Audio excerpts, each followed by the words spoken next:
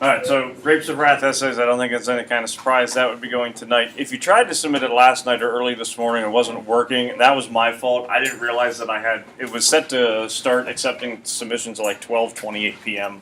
Why 12:28? I had no idea. But it has been fixed, so people during homeroom were able to start to do it. So it should be up and running now. Pardon? It's open until Friday in the sense that you can still like submit the paper, because if I close it, it won't allow people to submit it. So even though the due date's tonight, I still have it open, right, because if it's like 12:03, yes, it's late, but I still don't get the paper, coming in. So, so yeah, do it tonight, don't wait till tomorrow. For tomorrow, you would still bring in the rough draft, the peer edit, that declaration page, all those things. If you need another declaration page, they're behind Shelby. If you really need another peer edit page, where have you been? But they're over there too, and you can grab that. Plus, also the login information for turned in, because some people have run into the issue that you log in, but hey, where's the class? You still have to enroll for it. So in the turnitin.com page up at the top, there's tabs running across the top. I think one of them says enroll in class or enroll. That's where you put in the class ID, password, all of that kind of stuff. So it should be good to go with it. There's also, I don't know if it shows up for you, there's a thing called a post date. Post date is when you can go back and see your essay. So you submit it tonight, and then you get up tomorrow morning. I wonder if you graded it yet. No. But the post date is when you would therefore be able to see comments, grade, and all that kind of stuff. If I put the grades in the progress book, therefore the post date's available, that you would be able to go back and see it. The post date, I think I currently have set up as Monday the 26th, so not this Monday coming up, but the Monday after. By that point, that's when I'm hoping they will all be done. So, have you graded them yet? Have you graded them yet? No. But when that post date shows up, I don't see it being any later than Monday the 26th. That's when you'll be able to go back in and check it out. Any Grapes of Wrath question, essay question? I know you said not all pass, but so far the submissions of what you need, don't need. As far as like the header, do you want us to format like the class and the period over there? Yeah, like what's up, like AP English language, period 4 is fine. If it only says AP English language, Jack will lose 0 points. If it says AP Lit, I'll go through what I look like and style. How you have it up there is perfectly fine. And that's, first page only. Some people were asking, what do I need to put in like the submission title? Grapes of Wrath essay, GOW essay is perfectly fine. Just don't insult me.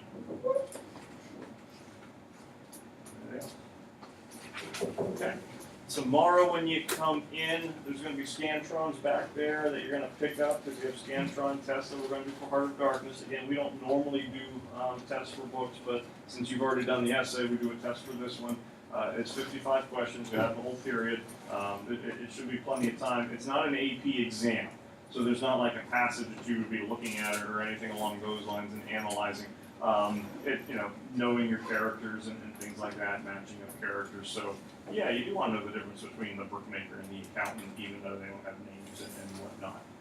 So, mostly comprehension level. I would say there's some analytical aspects to it, but it's in no way like an AP style exam where 50% would become a C and all that kind of stuff. What you get is what you get. Okay. Anything else? Quizzes I passed back to you from yesterday. I'm not going to pretend and stand up here and go, I have the entire book memorized and know everything that happens on every single page and I will recite it. I don't. I pretty much know most of it, but I don't have the whole thing memorized. So if Jack is convinced that the detail that he included, and if you put something down that I was going, I don't recall this, I did go back to look for it, try to find them.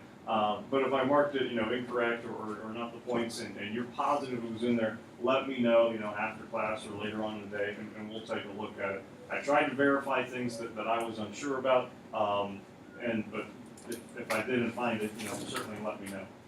But I'm pretty sure that they're fairly accurate, or not fairly accurate. I'm pretty sure they're very accurate so far as the scores with them. What's up? How you doing?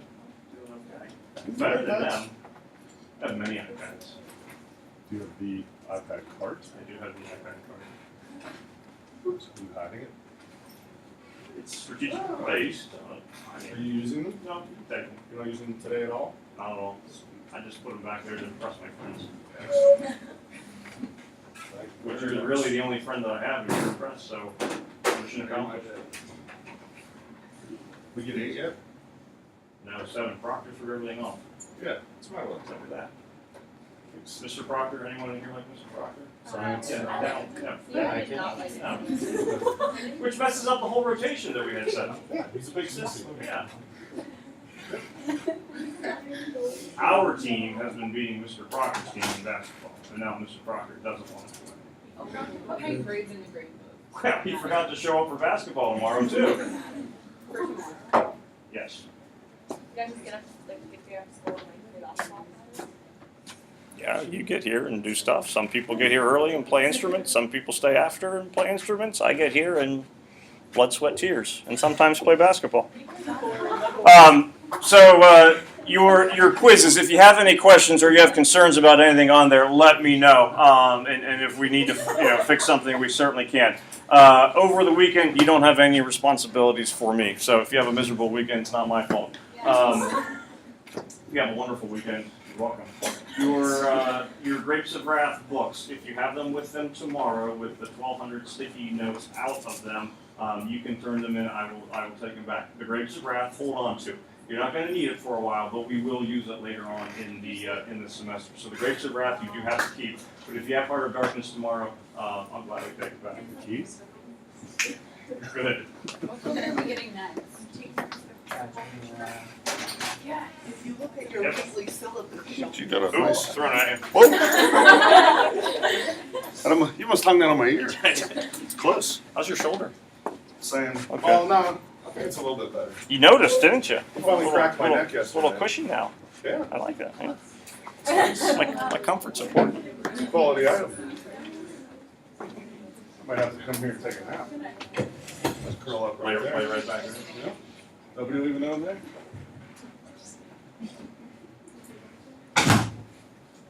We were roommates. Scared. What college are you in? The University of Slippery Rock.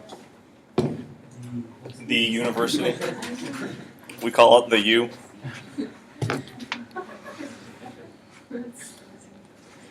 Look at that, lifelong friends. Oh, warms the heart. Speaking of lifelong friends and warming the heart, Heart of Darkness. My transitions are awesome.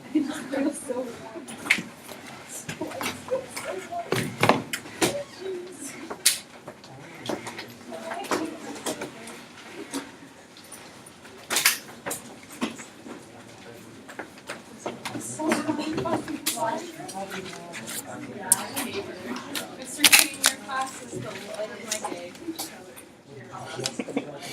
We're all in dark places.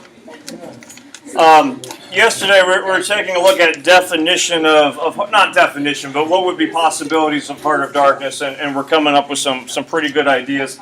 And then the second aspect, there we go, the whole why admire Kurtz. And so we were getting with the godlike power, the status that he has, and the fact that it's, even though it's an odd, I don't know if odd's the right word, but not necessarily what you expect a person's dying words to be with the horror, Marlowe is still impressed or admires the fact that he still says something, does something when he's coming to that point of death.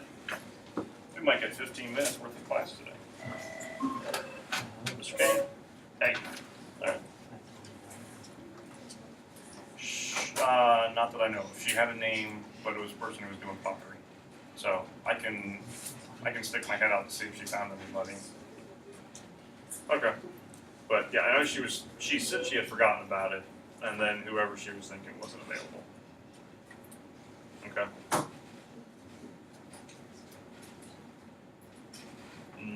No.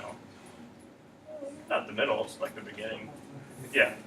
I'll call you soon. I'll stop downstairs. Okay? Alright, bye.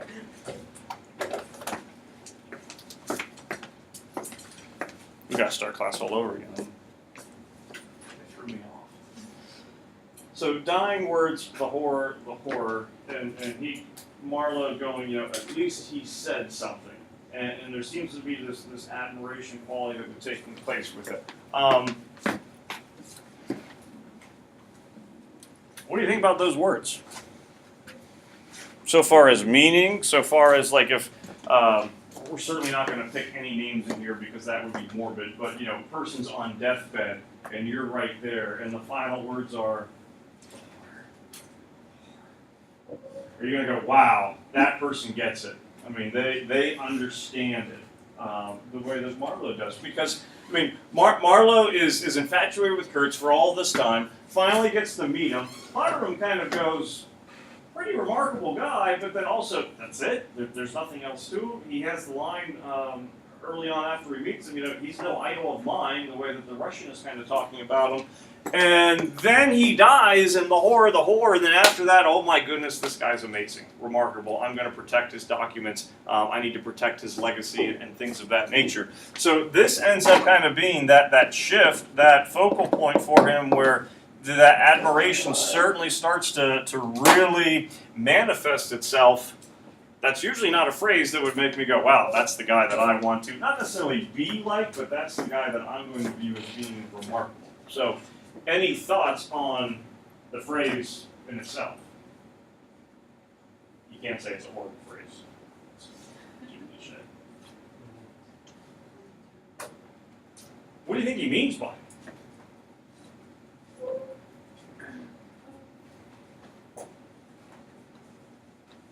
Knowing who he is and the things that he's done. Like, would you say, and again, bottom of 147 is where this shows up, would you say that Kurtz is going, boy, I've done some horrible things. I'm sorry. The horror.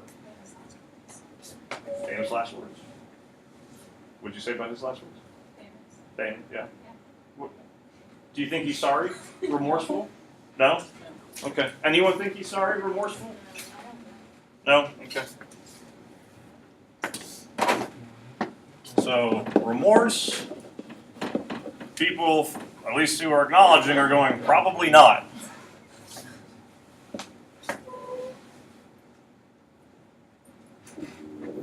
Then what? And at the very least, I'll put a question mark next to it. I'm not trying to say it will change your minds, but then what? It's insane.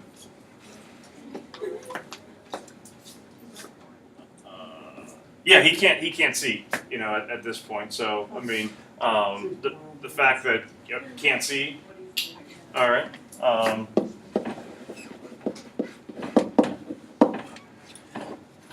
Luke, you're going, who knows, he's insane. You're going to have a tough time arguing that he's not. But why then would Marlowe, and I'm trying to put you on the spot, but then why would he care? Because if there's someone who's a babbling lunatic, the general idea, don't listen to him, he's insane, but he's still listening to him, or he's at least still trying to internalize it and figure it out. So I don't disagree with you that he has not gone mad, or at least his mind has been distorted in some fashion. You know, why then care? Because, like, you know, for example, if you have an elderly, you know, relative who's going through Alzheimer's and whatnot, you know, say things and something like, don't worry, it's just, you know, one of these episodes is going through, people don't take it for heart. When my grandmother was going through Alzheimer's, you know, she'd yell at my dad, and he's like, I can't worry about it, she doesn't know what it's doing. So I don't want to say dismissing it, but still coming up with kind of like a rationalization for it.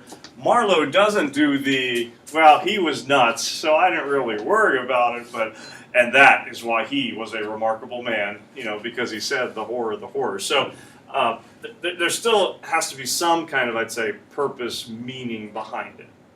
I mean, if you look at the bottom of 147, it says, like, I wasn't touched, I was fascinated, because it said, any new version of the change of key memories features I had never seen before. Mm-hmm. So, like, it was like a different side of him he was seeing, and he, like, was longsighted on it. And then it talks about how, like, Kurtz has a somber pride, ruthless power, and craving terrible consequences. So it's not like he's upset or whatever. Ruthless power. I like that word, ruthless. Can you think of any people? I'm trying to think contemporary. So not like all throughout history, but 21st century, who you'd consider ruthless, or a type of person who you would consider ruthless. Mr. Kenny. Some will not argue.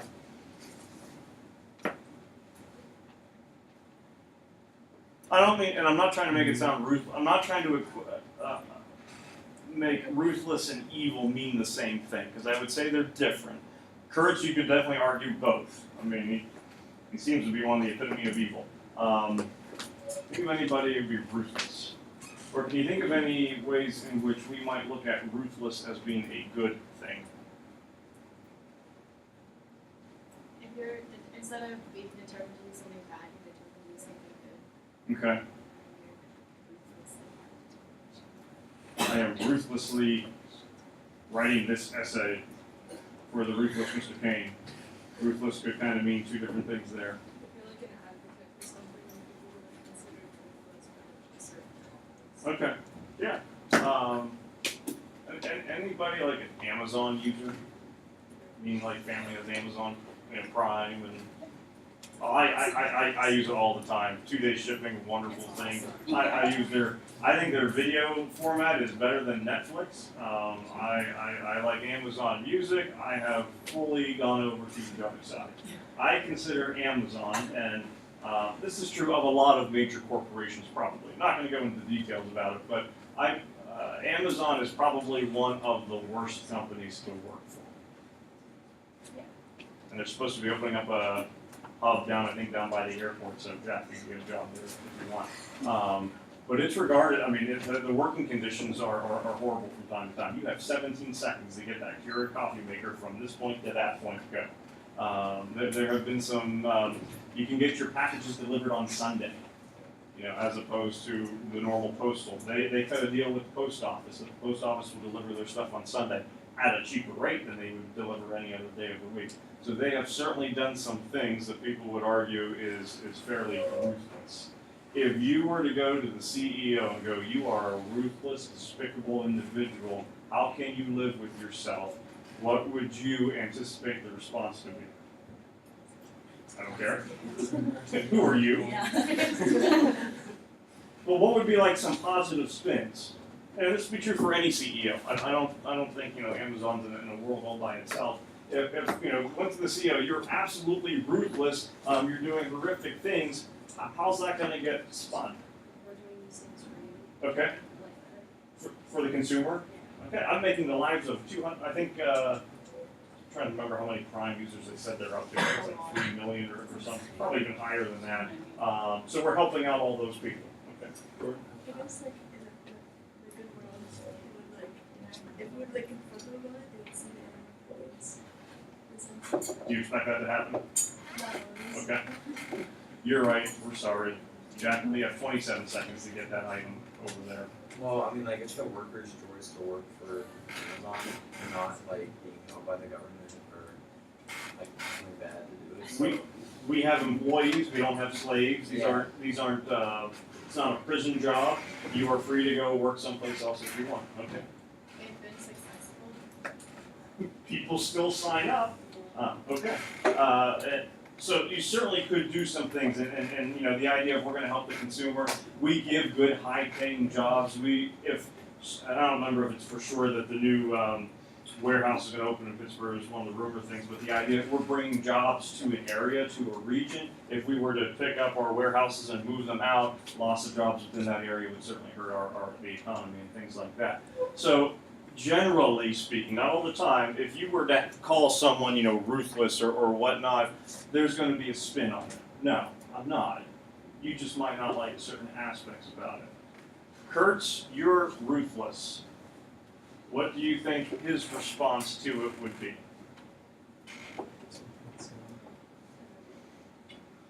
What'd you say? Did you say something? What would his response be? I feel like you would take it as a compliment and agree with it. Yes, I am. I'm the heart of darkness. That's me. I think you're probably right, too. I would certainly argue that Kurtz embraces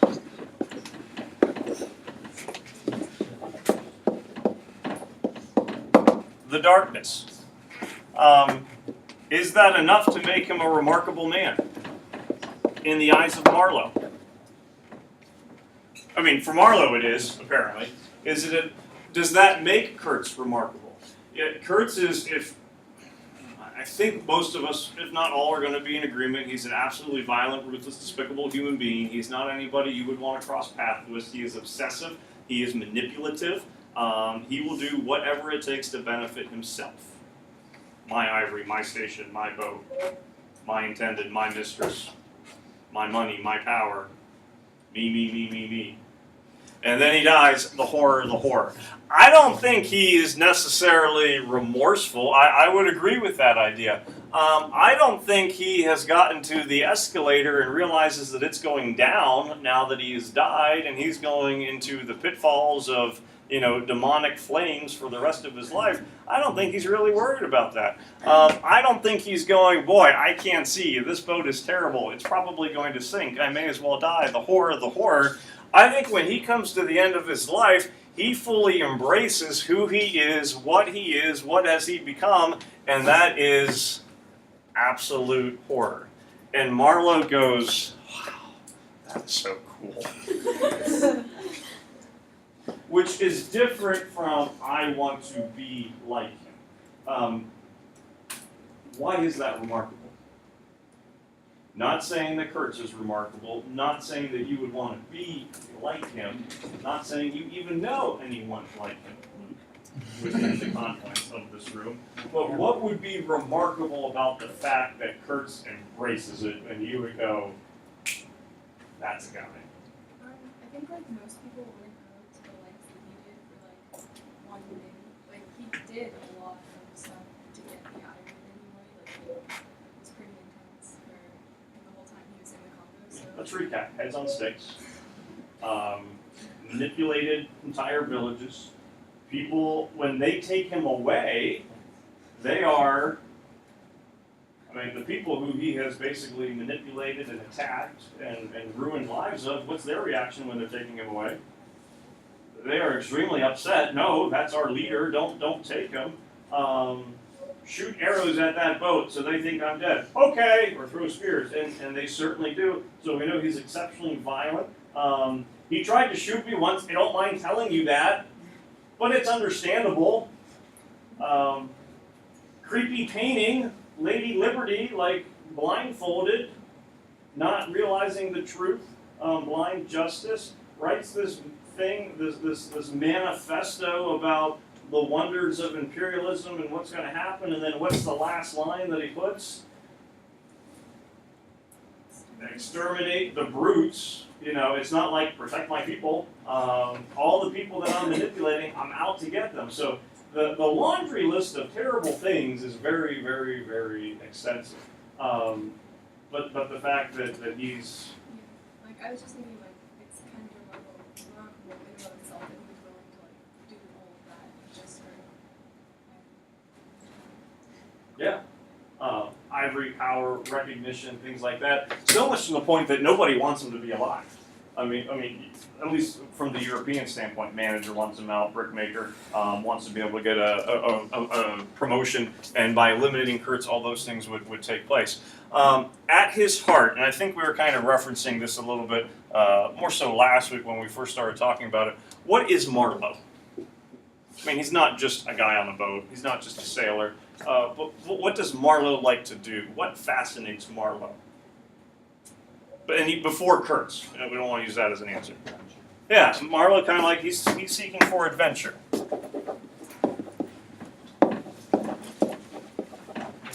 If you're someone who seeks adventure, what are things that you're possibly looking for?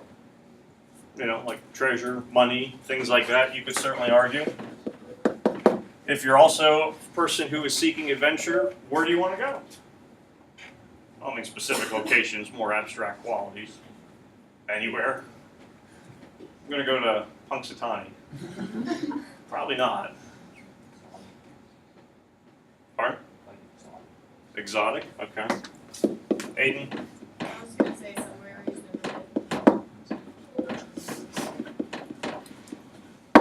Anyone know the line from Star Trek? Boldly go, where no man has gone before.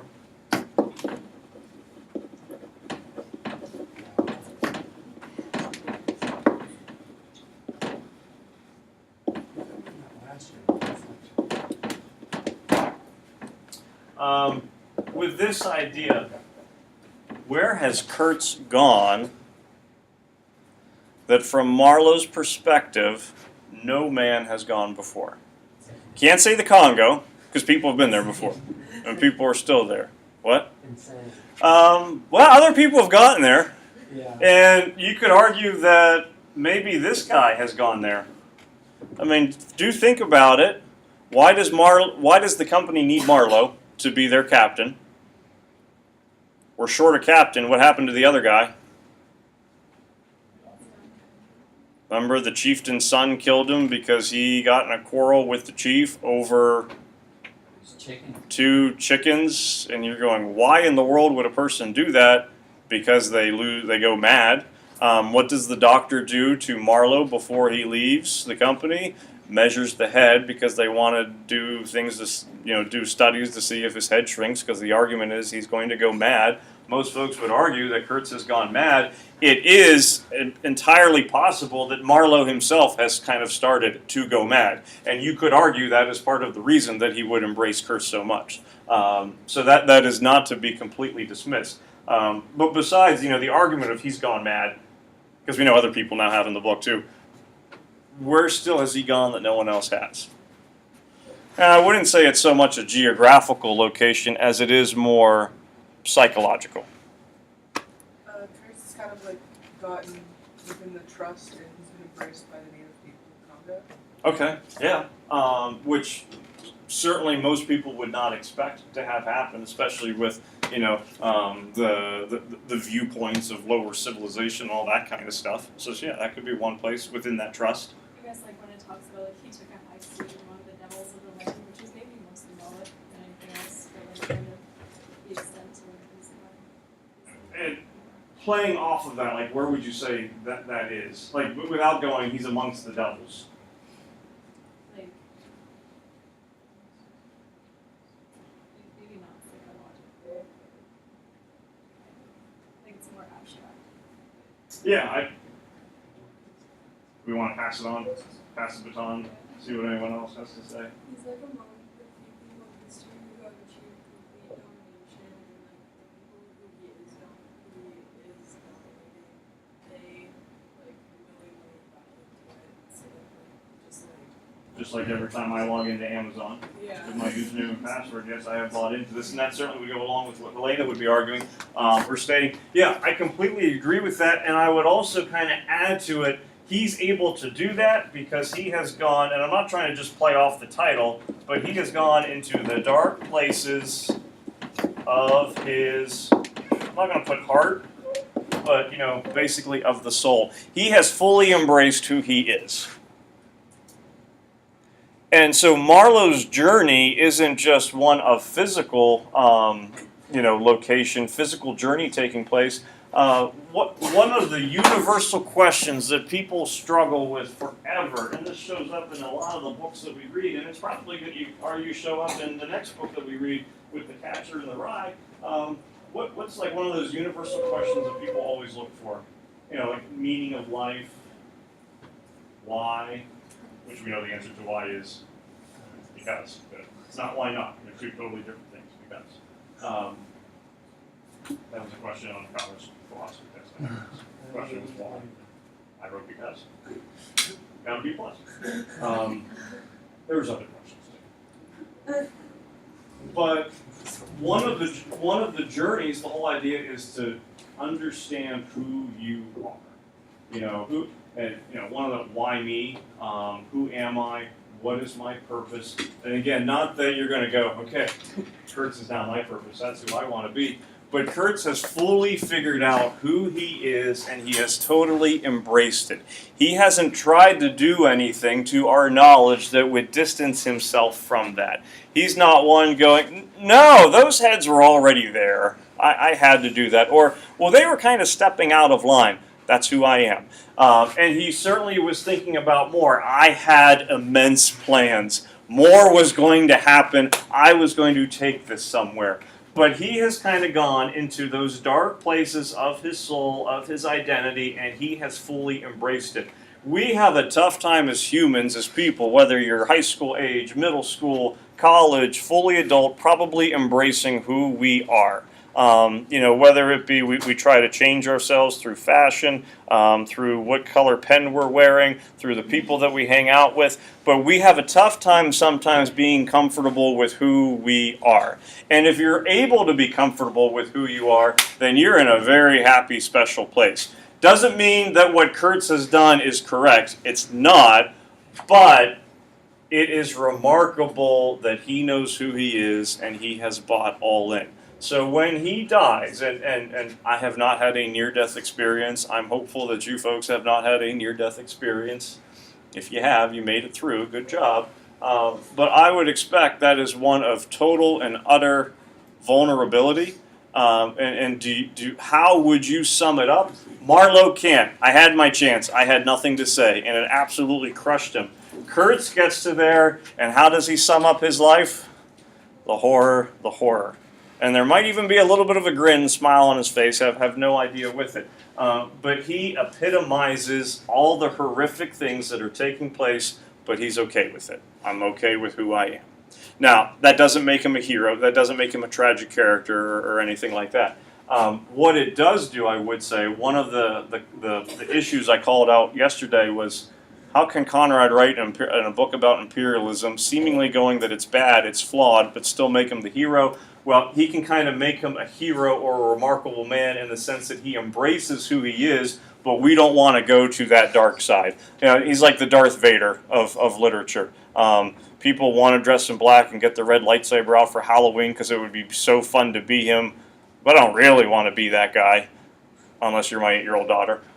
But the notion of him is exciting to people. And I would say for Marlowe, the idea of Kurtz is enticing, exciting to him. But I'm not going to cross over to that boundary that he did, but I'm certainly going to try to at least acknowledge who I am and be comfortable with that. And so in that regard, I would say where Kurtz really becomes the ultimate adventurer, traveler, he's able to go into those places within the mind, within the soul, that a lot of people don't want to go near.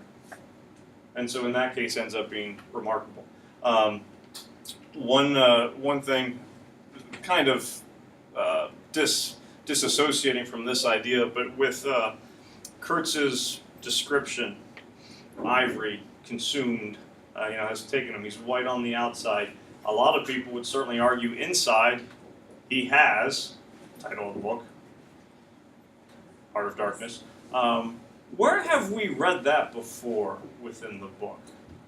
Outward, white, gleaming, inside, dust, death, bones, falling apart, frail, and certainly folks will go, hey, he's kind of symbolic of imperialism. And I would say Conrad is still throwing one more connection out there. Where did we read that before within the course of this book? Almost. Not London. Almost. Almost. It was Brussels. Remember, he doesn't say this. He doesn't say the name Brussels, where he went to Brussels. But I go to that city, that whited sepulcher, and we mentioned that illusion kind of taking place with Matthew. Beautiful on the outside, or at least white on the inside, but inside nothing is really there. That's a pretty accurate portrayal of Kurtz. White on the outside, he's been consumed by it. Nothing's really there, but he's okay with that. Therefore, that's what's going to kind of give him that remarkable quality. I know last week, and I would certainly expect it yesterday and today, people walking out, after we talk about some stuff with, all right, I get it, I see it, but don't expect me to pick up on all that stuff on my own. That's okay. That's not the expectation right now. When we talk about the books, like this, and we'll do the same thing with Catcher in the Rye, we try to pick apart some details about it so you do get maybe some different perspectives. You'll start to do that on your own, whether you plan to or not. You'll really get frustrated in April when you're trying to watch a TV show or a movie to relax, and you start noticing literary devices and illusions, and then I start, creeping into your dreams, and it's terrible. Yeah. It's horrible. But that's something that we will certainly focus on. Does anybody have any questions about any specifics of the book that you still feel uncomfortable with? It's not specific, it's more like how many were and they were all securities on like this points that point. No, Nicole's bringing up good questions, and it's a complex question in the sense of you're not asking what's on the test, but kind of want to know what's on the test. It is not going to. There are not any questions specifically about how much time did he take to get from point A to point B. You certainly need to be aware of where he goes, meaning outer station, inner station, central station, which is which. I would say you would want to be aware. It would make your lives easier to be aware of who's at those various places. There will be some questions with characters and descriptions and matching them up. There's not going to be the questions, and this would be something that might have shown up on like that Grapes of Wrath, how many tons of iron would get loaded onto the boat. I don't recall them ever saying how many show up on the boat. It's funny doing the SparkNote quizzes because I always get a kick out of what people write and what they remember and things like that. So we had folks writing down perfectly fine concrete detail. Kurtz's papers are tied together with a shoelace. There's not going to be a question as to are his papers tied together with a shoelace, a piece of twine, things like that. So they're certainly not meant to be that specific. They are meant, certainly, that you have done a close reading of the book. So I'm not trying to look for minute details as to why would anyone remember it, but certainly are looking for, I've read the book, I understand it, I now get it. Conversations that we've had in class have helped. I'm beyond, there's this guy Marlowe on a boat going to Africa, Kurtz is scary, lots of ivory, goes home, lies, book over. So it is deeper than that. I'm not trying to say that it would be the same thing as what Luke took for metamorphosis tests last year or Fahrenheit. I don't know, did they? Yeah, they were easy. I just hated them. This is his favorite book, and so it's not that the tests are necessarily going to be easy, but it's not meant to be a replication of going to visit groups and being Heart of Darkness. So no, don't memorize the numbers. Certainly know who he sees, where he goes, how he interacts with them, those kinds of things. It's one of those things that I guess until you take one, we don't really know. And I mean, you know how it's going to go. Half the people are going to go easy, half the people are going to go harder.